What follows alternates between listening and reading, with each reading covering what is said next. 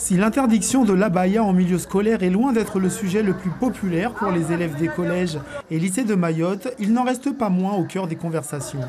Je ne comprends pas pourquoi ce n'est pas autorisé, alors que si on ne porte pas le voile et qu'on ne se voile plus ici et qu'on met juste le châle ici, on peut le porter. C'est juste une mode actuelle où les jeunes l'utilisent juste pour cacher leur forme. En quoi ça dérange personne. C'est juste un habit que chacun a le droit de porter.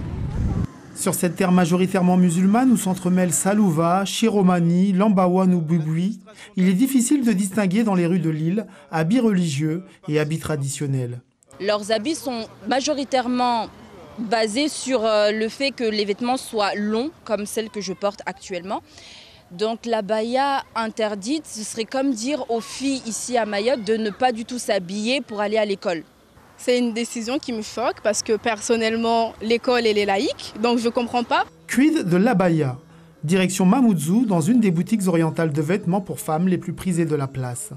L'abaya, c'est ce genre de vêtement qui est toujours manche longue et très ample à porter avec soit son châle ou sinon il y a les modèles simples comme ça, toujours manche longue et très ample sans le châle. Mais vous pouvez toujours le porter avec soit un châle assorti ou un châle ou sans châle en fait. Il y a aussi des modèles qui sont comme ça, beaucoup plus travaillés, mais toujours dans l'option manche longue, très long, bien brodé, bien stylé.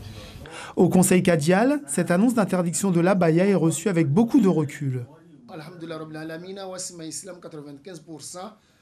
95% de la population à Mayotte est musulmane. Nous, on a notre propre mode. Abaya ou pas, ça ne change rien. Mais ce n'est pas le plus préoccupant pour nous. Il faut se pencher sur le problème des élèves qui n'arrivent pas à étudier sereinement.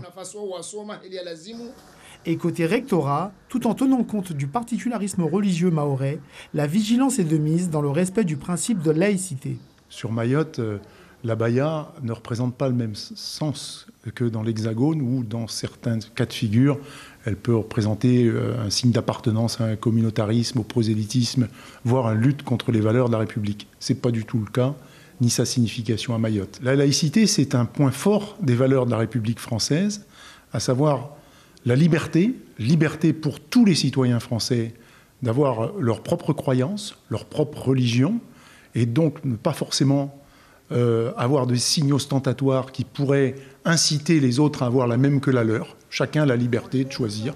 En cette rentrée, les élèves mahorais semblent donc davantage préoccupés par la réussite de leur nouvelle année scolaire mise en danger par la crise de l'eau que par la question de l'abaya.